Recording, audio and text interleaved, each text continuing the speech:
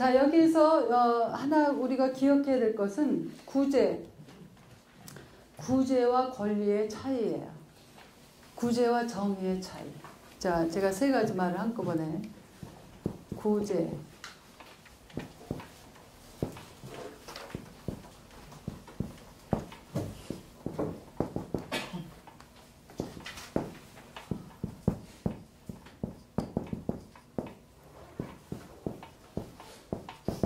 자, 우리 12월 되면 이제 구세군 냄비가 딸랑딸랑하고 전형적으로 우리는 거기다 이제 돈을 냄비에 넣으면서 구제 행위에 하는 날이 이제 12월 달이지 않습니까?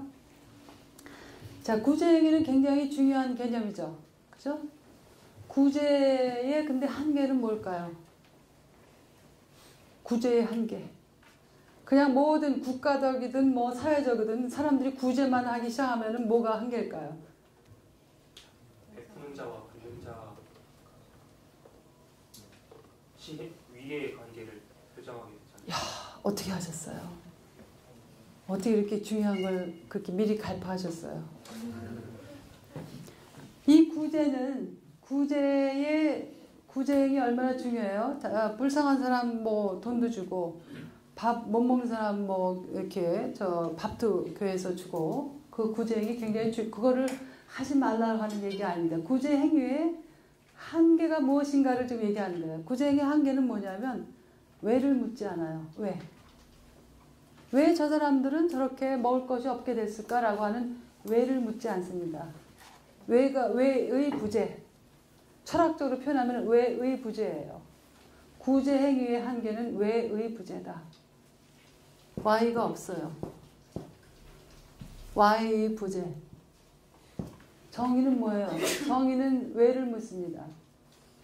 저 사람들은 왜 먹을 것이 없게 됐을까? 흔히 전통적으로는 가난한 사람은 그냥 게으르고 자기가 못나서 가난하다 생각했었거든요. 그런데 사회가 세분화되고 복잡화되고 그것을 일을 하다 보니까 죽어라고 일을 하는데도 여전히 가난해요. 그잖아요. 아침부터 밤중까지 일하는데도 여전히 가난해요. 자식 교육도 시킬 수가 없어요.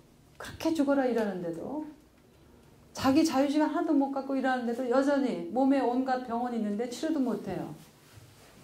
구제는 그런 거에 대해서 왜를 묻질 않아요. 왜 저 사람들은 그럴까? 자,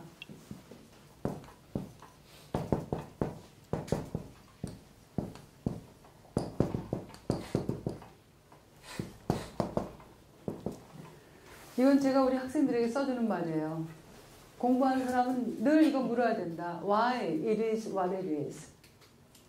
자, 번역 잘하시는 분도 해보십시오. 지금 what it is는 지금 현재 상태를 얘기하는 거거든요. 이 현재 상태가 왜 그런 것일까에 대해서 우리는 대부분 묻질 않아요. 왜냐하면 그걸 그냥 자연적인 것이라고 생각해요. 제가 얘기했죠. 공부한다라고 하는 것, 연구한다라고 하는 것은 사실은 탈자연화시키는 과정 중에 하나예요. 왜를 묻는 거예요. 자연적이다라고 할 때, 예를 들어서 전통적으로 자, 여자는 집안일을 하고 남자는 바깥일을 한다. 그래서 이 남편도 뭐라고 불러요? 바깥 양반, 그죠? 바깥 양반 그러잖아요. 이것을 자연적인 것으로 받아들일 때는 뭐가 일어나냐면은 왜를 묻지 않아요. 왜 그런 것일까? 왜를 묻기 시작하면서 저항이 시작하는 거죠. 자, 아이들도 왜를 묻지 않는 애들은 사실은 부모들이 좀 편할지 모르겠지만, 그죠? 똑똑한 애들은 왜를 자꾸 물어요. 그러다가 계속 그 왜가 무시되고, 부정적으로 간주됐을 때 이제 점점 왜를 묻지 않고 그냥 착하고 순한 아이가 되기 시작하는 게 사실 위험한 거예요. 제가 독일과 미국에서 애들 있다가 한국 데려와서 제일 힘들었던 게 바로 끊임없이 왜를 묻거든요. 뭐 유치원서부터 왜를 묻는 게 얘네들이 그냥 이 존재 자체가 그냥 왜를 묻는 거예요. 그러면 유치원 선생님도 끈질기게 인내심을 가지고 그 모든 왜에 다 답을 해줘요. 그러다가 한국에 오니까 제일 힘든 게 바로 학교 가도 왜를 물으면은 선생님들이 답도 안 해줄 뿐더러 막 야단치고, 아니 그 당연한 걸 그것도 모르느냐 그러고. 제가 첫날인가 얘기했는데 왜 일기장은 자기가 자기한테 쓰는 거잖아요. 왜 일기장을 선생님한테 보여줘서 도장을 받아야 되느냐? 처음 도전에 걸린 게 저희 아이가 그거 묻더라고요. 왜 일기장을 보여야 되는 거야? 그건 부모한테도 안 보여주는 건데. 그러니까 학교에서 아니 그것도 모르느냐? 얘한테는 그게 자연적인 게 전혀 아니에요. 그러니까 왜 이런 거인가라고 묻는 것은 정의는 언제나 왜를 묻습니다. 왜를 묻어서 왜 죽도록 일하는 사람들이 여전히 가난한 것일까?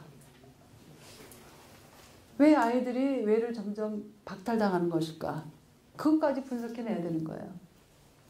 이것을 하지 않을 때는 자, 우리가 인간의 권리를 지켜준다라고 하는 것이 문제가 생깁니다.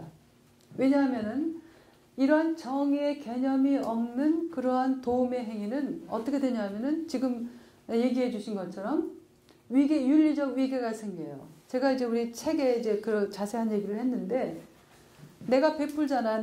여기 내가 뭐 10만 원이 있다. 그래서 내가 10만 원을 저 가난한 사람에게 10만 원 줬다. 어떤 일이 벌어집니까? 저기 받는 사람은 우월한 나로부터 10만 원을 받아서 시혜자가 되죠. 받아서 나는 돈만 많은 게 아니라 윤리적으로도 굉장히 착한 사람이에요. 왜냐하면 내가 베풀었으니까. 그 베품을 받은 사람은 가난하게만 한 게 아니라 윤리적으로도 열등한 사람입니다. 왜냐하면 자기가 남을 베푼 게 아니라 자기가 베품의 대상이 됐거든요. 권리는 뭐예요? 권리는 뭐냐면은 그게 시혜의 대상이 아니에요. 제가 독일 얘기를 했었는데 내가 독일에서 아이들 또 집을 위해서 내가 국가로부터 돈을 받는 것은 내가 열등해서 받는 게 아니라 내가 인간으로서의 권리예요. 권리로서 받는 거기 때문에 거기는 언제나 당당하고 떳떳해요.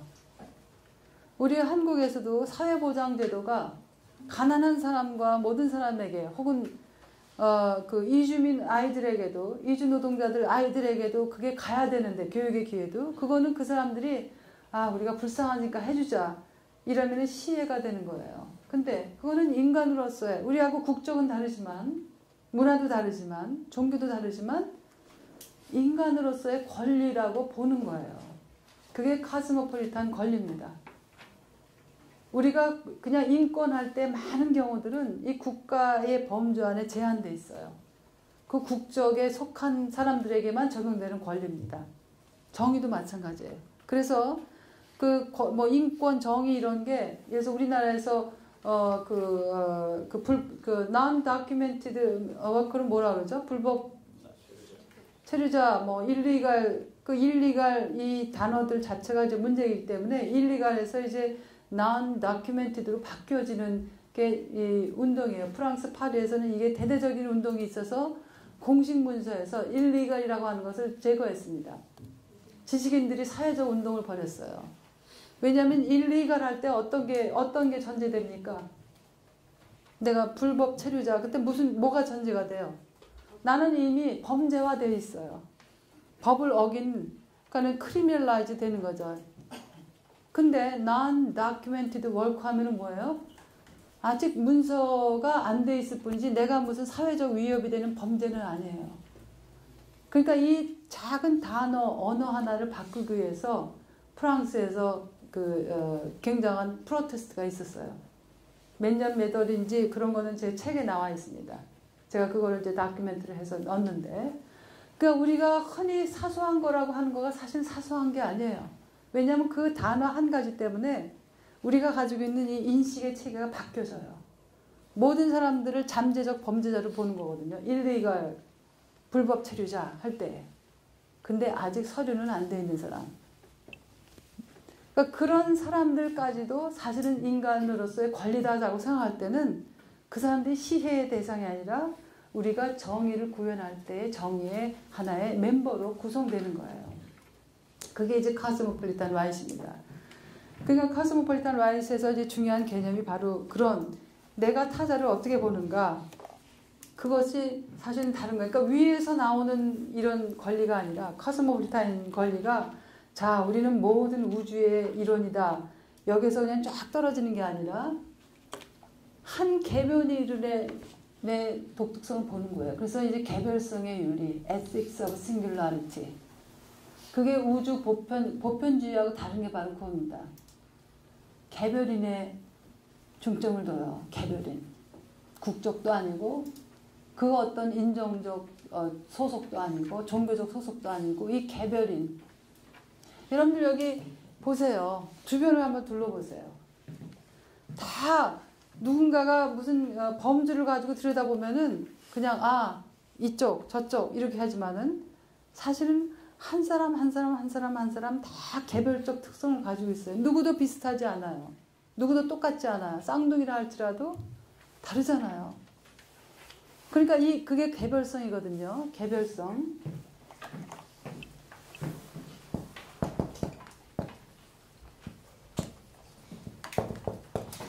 저하고 데이트 많이 하면 영어 많이 배우겠죠. 개별성, 싱귤러. 그래서 이 카스모폴리타니즘이 작동되는 하나의 윤리적 기제가 있다면 그것은 개별성의 윤리예요. 그냥 집단성의 윤리가 아니라 자 공동체주의하고 카스모폴리탄 이 커뮤니티라고 하는 개념이 여기서 다릅니다. 공동체주의는 뭐냐면 전통적인 공동체주의는 동일성의 근거예요. 예를 들어서 같은 한국인 공동체, 뭐 기독교인으로서의 공동체. 자, 그러니까 공동체에 두 종류가 있다. 그렇게 생각하시면 됩니다. 어떤 공동체냐면은 동질성의 공동체. 그래서 community of sameness. 다 비슷비슷해야지 공동체가 돼요.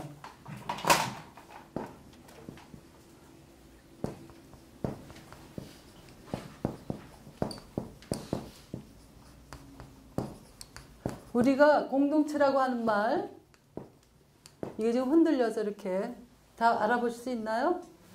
네, 동질성의 공동체. 공동체라는 말을 굉장히 우리가 낭만화시키거든요.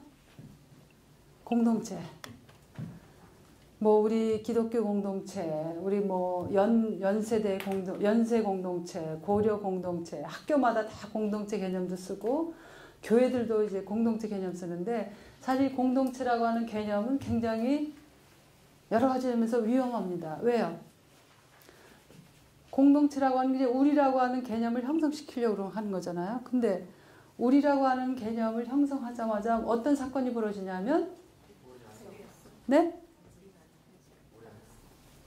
정확하게 자 누구를 이 안에 넣느냐? inclusion, exclusion. 어느 종류의 공동체라도 이렇게 선을 긋게 돼 있어요. 그래서 제가 있는 학교에서 늘 이제 브라이트 뭐 커뮤니티 이런 얘기를 하는데 우리가 이제 공동체 무슨 컨버세이션이 되는데 제가 그런 얘기를 했었어요. 탈낭만화 시켜야 된다. 늘 공동체면 우리는 굉장히 낭만적으로 생각해요.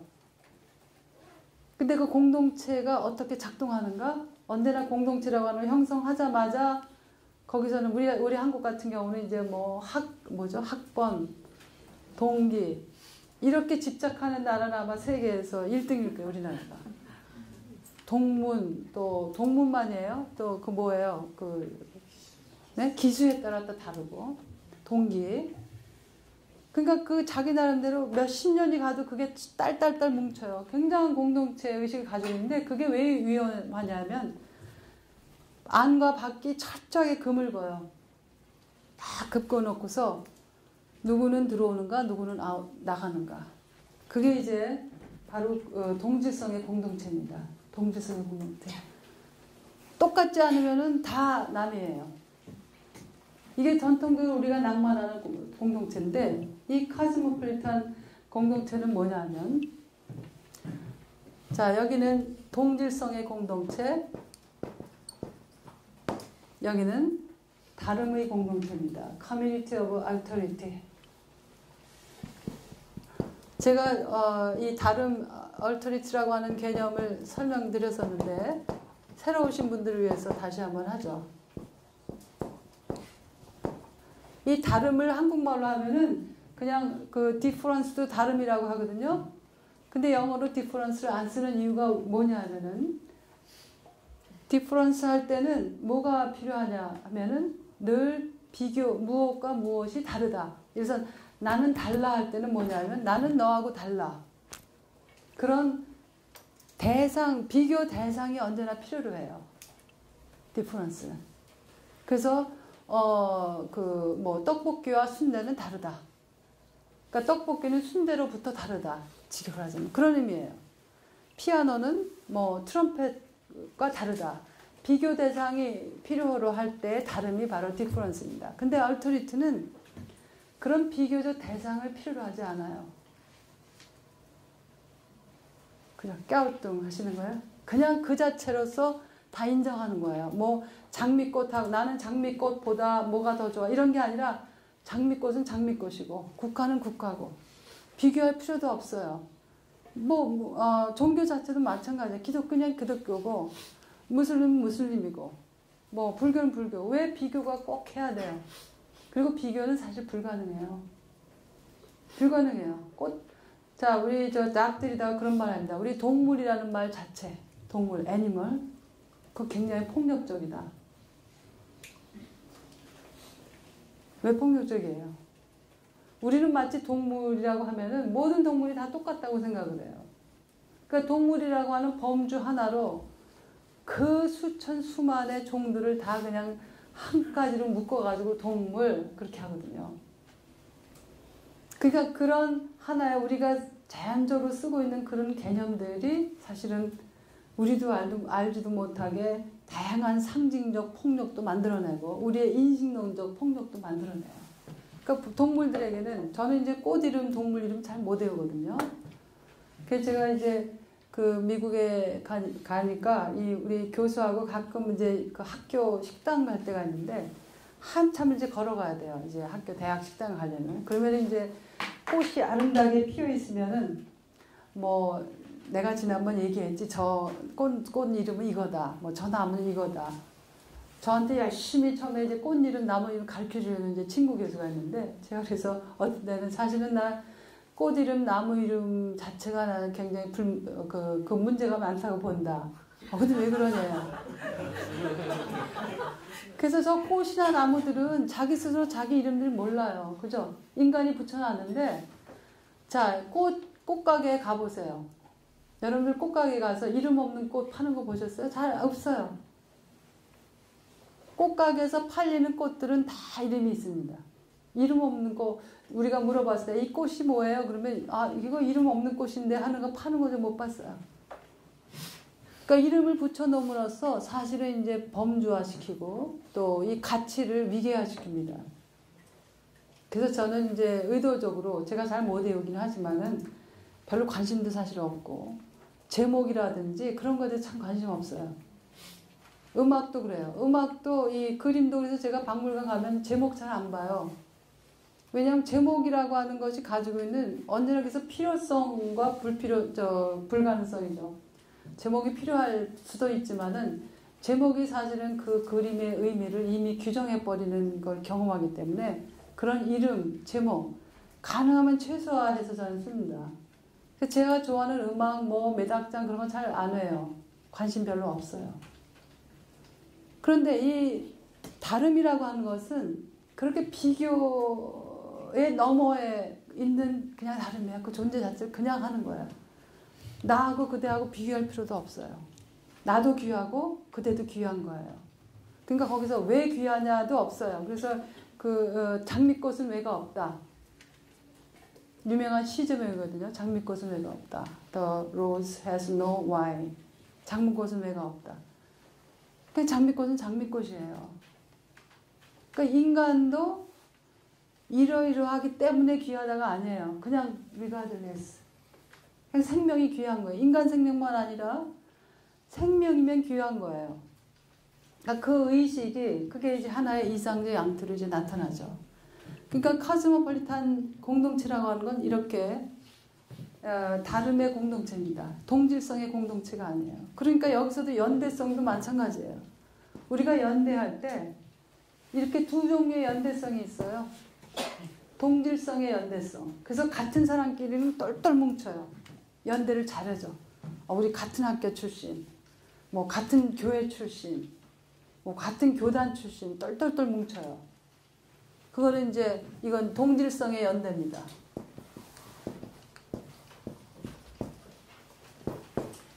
근데 조금만 다른 거하고는 연대 전혀 안 해요. 그러니까 우리가 필요한 거는 이 다른 동질성의 공연대로부터 이 다름의 연대, 알터리티의 연대. 이게 이제 카스모폴리타니즘이 지향하는 겁니다. 자, 제가 이제 조금 이제 마무리하는 것으로 사실 여러 가지 개념들이 왔는데, 그렇다면 이게 종교라고 하는 것과 어떻게 연결될 것인가? 자, 종교란 무엇인가? 여러분들 그런 질문하고 마주하실 때가 있죠. 대체 종교란 무엇인가? 근데 사실은 이 질문을 조금 더 바꿔야 된다고 생각을 해요. 그러니까 종교란 무엇인가라고 하는 질문은 무슨 질문이냐면 어떻게 보면은 인지적 질문이거든요. 그죠? 인지적 질문이에요. 내 인식의 세계 속에서 분석되고 규명되는 종교에 대한 이해예요. 종교란 무엇인가? 근데 이 종교란 무엇인가의 질문을 조금 변화시켜서 삶을 어떻게 살아가야 하는가? 그게 바로 삶을 어떻게 살아가야 되는가가 사실은 전통적인 의미의 종교란 무엇인가라고 하는 질문보다 훨씬 더 선행하는 질문이라고 하는 거죠. 삶을 어떻게 살아가야 되는가라고 하는 건 생명에 관한 물음이에요. 그래서 이 잔 카푸터라고 하는 사람은 종교적인 사람이란 누구냐? 자, 여러분들 종교적인 사람은 누굴까요? 여러분들이 생각하는 종교적인 사람. 아, 저 사람이 참 종교적이야. 그럴 때 여러분들이 생각하는 종교적인 사람은 누구예요? 누가 종교적인 사람인가? 네? 기도 열심히 하는 사람. 기도 열심히 하는 사람이 종교적인 사람이다. 오케이. 그 다음에요.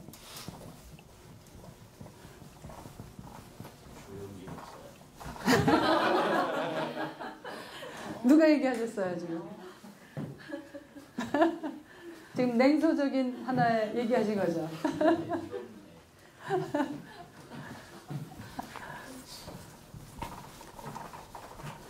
자, 사실 이게 자명하다고 우리는 생각하죠. 종교적인 사람은 뭐 기독교인이라면 여기 다 기독교인은 아니시겠죠. 기독교인이신 분도 있고 뭐 무종교이신 분도 있고 다른 종교인 분도 있을 거예요. 저한테 어떤 분이 페이스북 메시지로 저는 종교에 대해서 굉장히 거부하는 사람인데 제 강연에 올 수 있는가 그래서 그분이 첫날 오셨었어요. 그래서 저는 종교, 비종교, 무종교에 대해서 지금 뭐 대부분 많이 사람들이 생각하는 것처럼 그렇게 딱 경계를 긋는 사람 아니니까 오셔도 된다. 그래서 그분이 첫 번째 날 오셨습니다. 오셔가지고 나중에 또 긴 메시지를 보내주셨는데 종교적인 사람은 누구인가? 질문 한번 다시 해보세요. 누가 종교적인 사람인가? 여러분들이 기독교인이라면은 종교적인 사람이 누구인가를 예수의 그 말들을 예수의 가르침을 통해서 한번 답을 한번 만들어 보세요. 누가 종교적인 사람인가?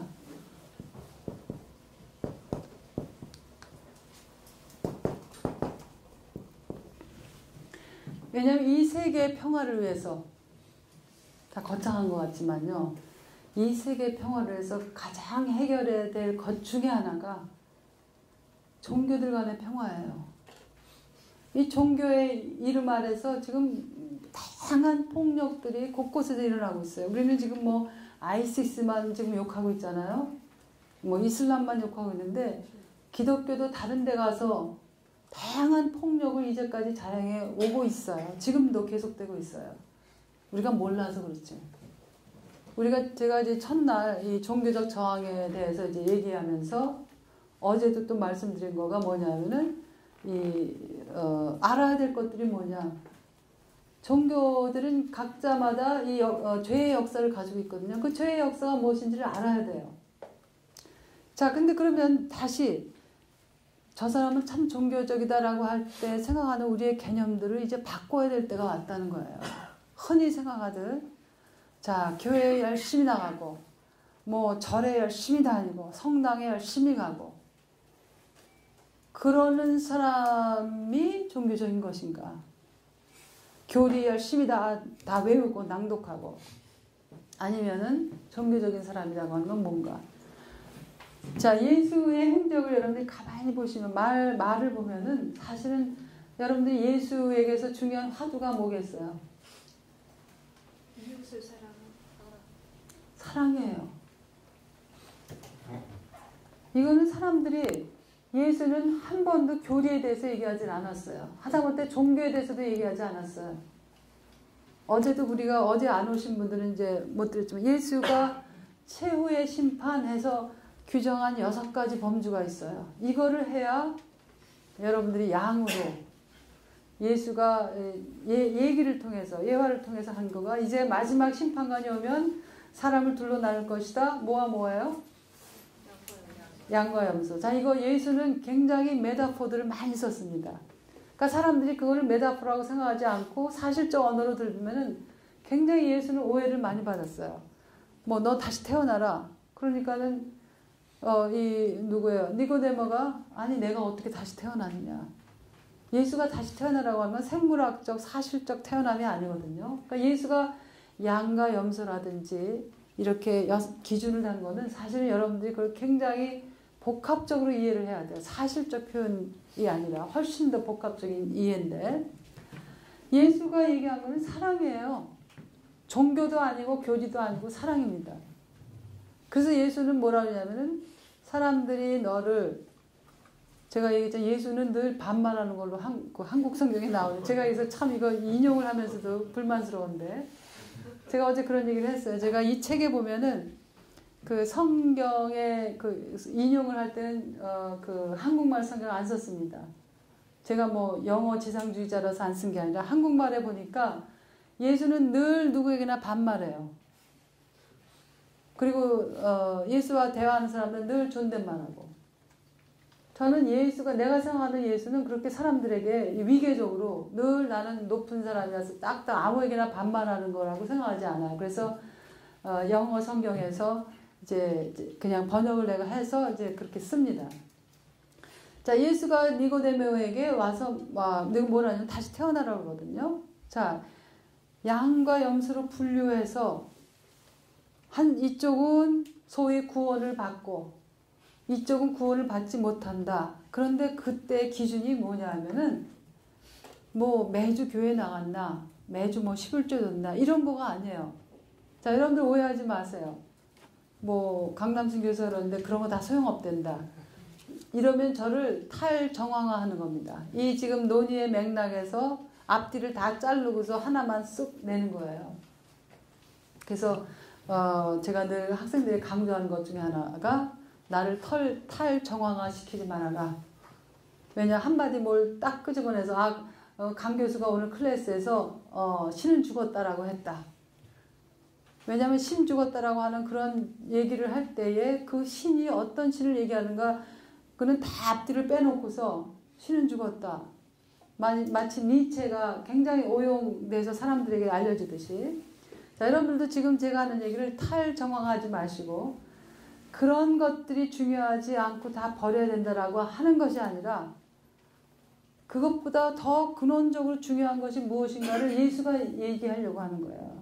그거의 핵심은 사랑하라는 거예요. 자, 배고픈 사람에게 먹을 거 주고 목마른 사람에게 마실 거 주고 옷 벗은 사람에게 옷 주고 감옥에 갇힌 사람들 찾아보고 이방인들 돌봐주고 환영해주고. 자, 이거 지금 환대론이잖아요. 환대라고 하는 것. 이게 바로 예수가 규정하는 구원의 6가지 기준이에요. 제가 언젠가 이거 가지고 글을 썼었는데 6가지 기준.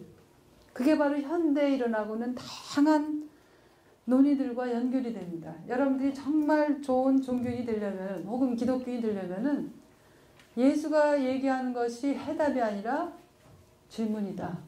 제가 어저께 그런 얘기를 했어요. 성서는 해답이 아니라 질문이에요. 퀘스천이에요. 예수는 큰 퀘스천들을 여러분들에게 딱 던져주고서 그거 가지고 씨름하는 건 여러분들입니다. 자, 21세기에 한국에 살고 있는 나에게 배고픈 자는 누구인가? 지금 나에게 목마른 사람들은 누구인가? 감옥에 갇힌 사람들은 누구인가? 이 감옥도 이 사실적 감옥일 수 있지만 다양한 감옥들이 있어요. 열등감에 사로잡혀서 평생 살아가는 사람들, 그것도 감옥이에요. 사람들의 차별 속에서 차별받고 살아가는 사람들, 제가 어저께 성소수자 얘기를 했었는데 그 사람들 감옥 속에 살아가고 있어요. 그래서 표현도 커밍아웃 한다 그렇게 표현하잖아요. 자기 클로짓, 옷장 속에 갇혀있다. 아무도 모르게 비밀스럽게 한다. 우리는 알게 모르게 무수한 사람들을 감옥 속에 넣기도 하고 그 사람들 감옥에 갇혔는데 하나도 찾아보지도 않는 것. 예수에 따르면, 저는 굉장히 오늘 성서적으로 말씀드리는데, 예수에 따르면 그런 것을 다 무관심하는 것은 아무리 매주 교회 잘 나가고 그래도 소용없다는 거예요. 그러니까 교회 잘 나가지 말라는 얘기 아니라 그런 거 하면서 중요한 거는 지금 예수가 얘기한 6가지 기준들, 현대 기아 문제 굉장히 심각해요. 기아 문제 굉장히 심합니다. 어저께 말씀드렸지만 하루에 1달러 50 가지고 살아가는 사람들이 무주의하게 많아요. 이 세상에. 근데 우리는 우리 뭐 그 먼 얘기만 아니라 우리나라에도 마찬가지입니다. 우리나라도 마찬가지. 제가 우연히 한국에 와서 이제 지내면서 동행이라고 하는 이제 TV 프로그램이 있더라고요. 근데 이제 동행이라고 하는 걸 보니까 이제 뭐 어려운 사람 얘기하고 그 다음에는 그 어려운 사람들 동네에서 사람들이 잘 도와주는 거. 여러분들 아세요? 그 프로그램? 그거는 사실은 이제 국가가 할 일이거든요. 그렇게 동네 텔레비에 나와가지고 사람들이 자원해가지고 하는 거, 그건 굉장히 한계가 있어요. 일시적이에요. 그 사람들이 그냥 구제 대상만 돼요. 자, 여러분들 예수를 잘 믿는 사람이라면 예수가 지금 6가지 기준을 내셨는데 그런 사람들을 개별적으로만 돕는 것은 언제나 한계가 있어요. 그러려면 어떻게 해야 되느냐? 그러한 사회복지 제도가 모든 사람이 들어갈 수 있도록 생각하는 정치가를 뽑아야 돼요.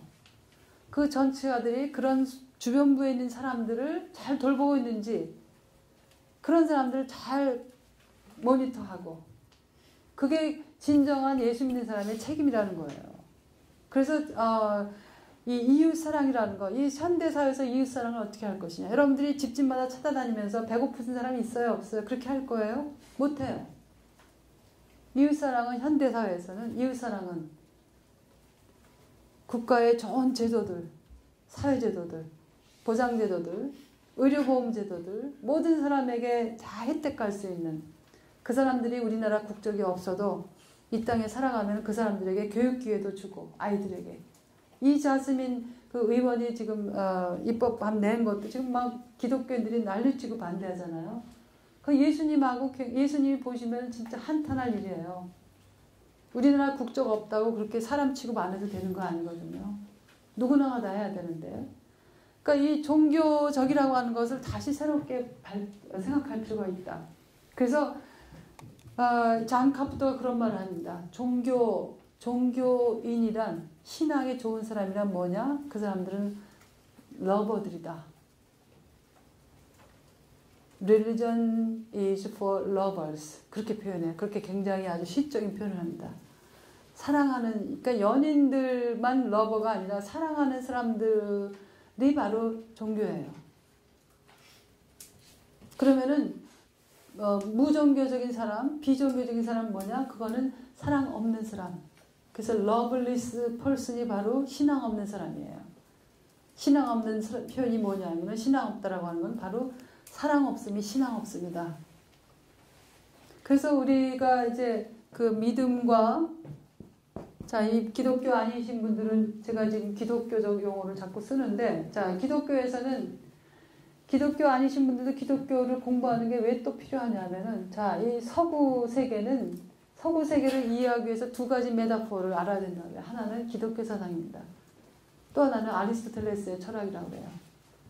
서구 문명의 2가지 소위 파운딩 메타포라고 표현을 하는데 이 근원이 이루고 있는 메타포는 2가지예요. 2축이에요. 뭐 유대 기독교 정신, 그 다음에 아리스토텔레스의 사상입니다. 그러니까 이 서구 세계가 지금 온 세계를 지배하고 있잖아요. 서구는 그야말로 그 무소부재예요. 다 있어요. 어디가나 있어요. 근데 그 서구의 문화, 문명을 이루고 있는 근간에 기독교가 있거든요. 근데 기독교에서 지금 얘기하고 있는 게 믿음을 이거 이제 신앙이라고 여러분들이 하면 되죠. 신앙, 뭐 페이스니까 믿음, 뭐 소망, 나는 희망이라고 불러요. 희망, 사랑. 이 중에서 뭐 제일은 뭐라 그래요? 근데 이거를 조금 더 번역해 보면은 그 중에서 1, 2, 3 해놓고서 사랑이 1등 이게 아니라 이 세 가지가 서로 다 얽히고 설켜 있어요. 그런데 이런 것들이 작동되는 하나의 가장 중요한 하나의 틀이 바로 사랑이, 진정한 사랑이 있어야 새로운 세계에 대한 희망도 가지게 되고 진정한 신앙이 가능하다라고 하는 거예요. 그러니까 제일은 사랑이다 해서 사랑은 1, 그 다음에 2등은 3등은 이게 아니라 어떻게 보면은 이것을 움직이게 하는 하나의 작동 기제가 바로 사랑이다.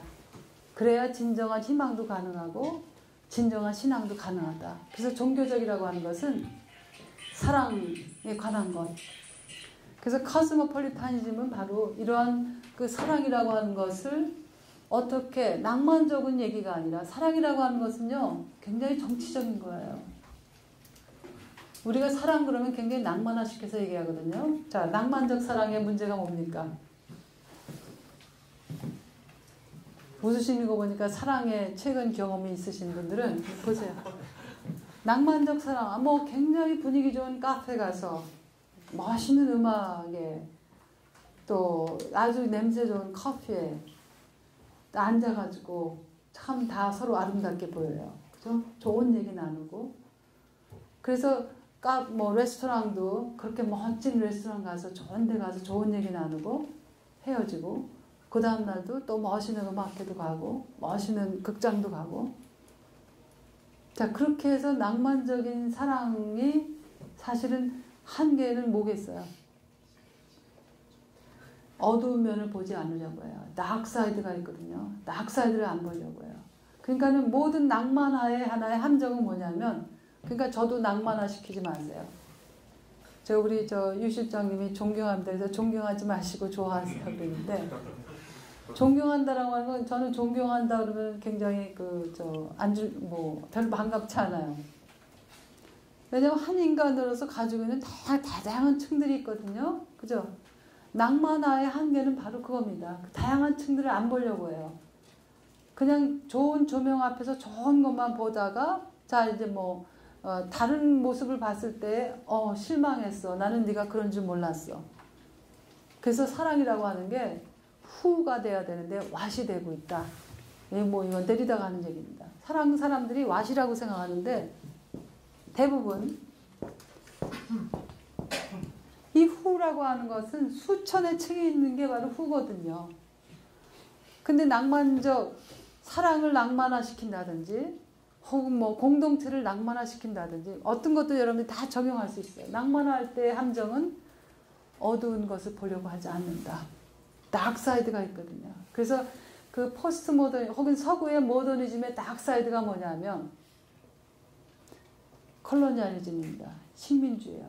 서구의 그 찬란한 모더니즘 근대 발전은 그 다크사이드는 뭐냐면은 식민주의예요. 식민주의를 통해서 다양한 인적 자원, 물적 자원을 확보했어요. 자본을 형성해서 자본주의 발달하고 산업도 발달한 거예요.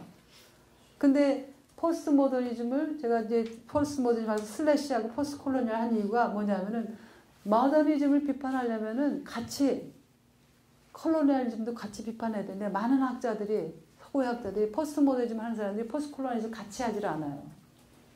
그래서 저는 가서 발자를 때는 포스트 모던하고 슬래시하고 포스트 콜로니얼 합니다. 왜냐하면 모더니즘 비판하려면 왜 콜로니얼리즘 비판을 왜 안 해요? 얼마나 이 세계를 장악하면서 다양한 것들을 소위 가지고 있었습니까? 그 물적, 인적 자본을 가지고서 소위 서구 문명, 서구가 발전한 거예요. 기술적으로도 그렇고. 그러니까 그런 다크사이드를 봐야 되는 거예요. 사람도. 누구도 완벽한 인간은 없거든요. 그러니까 저도 다크사이드가 있는 거죠. 여러분들 다 있는 것처럼. 그러니까 너무 이렇게 칭찬하고 좋아하고 그런 건 저도 좋지만 사실은 한 인간에 대해서 그렇게 이상화하고 우상화하는 거 어느 인간도 마찬가지예요. 마틴 루터 킹, 마더 테레사, 소위 유명한 사람들, 유명한 신학자들 다 다크사이드 있어요. 철학자들 마찬가지입니다. 하이데거의 다크사이드는 뭐예요? 나치에 동조했죠. 그러니까는 어느 인간이든 사상가든 담론이든 우리 여러분들이 할 거는 한 다크사이드가 발견됐다고 해서 모두 다 버릴 수는 없어요. 무엇이 기여를 했는가, 강점이 뭔가, 또 어떤 한계가 있는가, 그것을 정확하게 분석해내는 것, 그것이 바로 우리가의 과제입니다. 그러니까 종교의 미래는 사실은 종교의 미래는 이런 새로운 의미의 사랑, 환대, 그러니까 탈정치화된 사랑이 아니에요. 철저히 정치적이고 모험적인 겁니다. 사랑이라고 하는 모험적인 거예요. 왜냐하면 언제나 리스크가 있습니다. 그러니까 그런 모험적인 것을 감수하면서 생각해내는 그 세계. 그러니까 어느 개념도 환대, 우정, 권리 탈낭만화 시키셔야 돼요. 왜냐하면 낭만화할 때는 탈정치화됩니다. 우리의 구체적인 삶하고 연결이 안 돼요. 사랑? 그건 굉장한 정치적 행위예요. 모험을 감수하는 행위입니다. 그러니까 우리 교회에서 맨날 이웃사랑 얘기는 하는데 왜 그것이 현실성에서 작동을 안 하냐면은 언제나 그게 탈정치화되어 있어요. 자, 예를 들어서 여러분들이 소위 불법 체류자를 사랑한다고 생각해요. 이웃으로 생각한다. 이건 프랑스에서 직접 있었던 일입니다. 제 책에 나와요. 어느 여성이 소위 불법 체류자를, 이주 노동자를 자기 집에서 머물게 했어요. 뭐 그 사람은 자기가 이웃사랑을, 환대를 베푸는 거겠죠. 근데 국가적 환대하고 이게 상충되니까 그 사람이 범죄자로 잡혔어요. 그래서 이제 지식인들이 뭐 데모도 하고 그 사람 무죄하게 해라 그랬는데 결국은 죄가 있음으로 밝혀졌습니다. 그러니까 이웃사랑 하는 게 여러분들이 낭만적으로 모든 사람 사랑해야 돼. 그러고서는 그것의 정치적 함의를 전혀 생각하지 않으면은 그거는 그냥 빈말이에요. 마치 은행에서 고객님 사랑합니다 하는 거나 똑같은 거예요. 고객님 사랑하는 게 무슨 의미예요? 다 우리 은행에 돈을 넣는 한에서 사랑한다는 거죠. 백화점에서 고객님 사랑합니다. 백화점에서 돈을 와서 쓰는 한 사랑하는 거예요. 그런 건 진짜 사랑이 아니거든요. 계산된 사랑. 진정한 우리가 종교가 사랑에 관한 것이라면 철저하게 정치적이에요. 그래서 politics of love를 생각해야 돼요. 사랑의 이름으로 가해지는 다양한 것들. 제가 한국일보 칼럼 부탁받았을 때 첫 번 그 제목이 바로 사랑의 정치학입니다. 사랑의 이름으로 얼마나 많은 것들이 작동되고 있는지, 국가도 사랑의 이름으로, 애국의 이름으로 얼마나 많은 권력 확장을 위해서 그 애국을 얘기하거든요. 그죠? 가정에서는 부모는 사랑의 이름으로 자식들을 컨트롤하는 기제로 사랑 얘기하죠. 내가 다 너를 사랑하기 때문이야. 교회도 사랑의 이름으로 다양한 희생 이데올로기를 강조해요. 그러니까 사랑이라고 하는 것, 탈낭만화해야 되고 굉장히 정치적 행위라고 하는 것, 모험을 감수해야 된다고 하는 것. 그래서 그것은 결국 종교라고 하는 것은, 종교인이 된다고 하는 것은 그렇게 편안하고 만족스러운 그거 아니에요. 내가 종교인이다라고 할 때는 사랑이라고 하는 것, 사랑하는 사람이라고 하는 걸 생각해야 되고, 사랑한다는 행위는 다양한 모험 속에 자기를 거기에 기투하는 거예요. 그게 바로 코스모폴리타니즘은 어떻게 보면은 굉장한 하나의 여러분들에게 모험을 해라. 여러분들의 인식의 세계를 바꿔라. 내가 너를 보는 시각을 바꿔라. 라고 하는 것이 바로 사실은 궁극적으로 보면 평화에 이르는 길이다라고 하는 겁니다. 수고하셨습니다.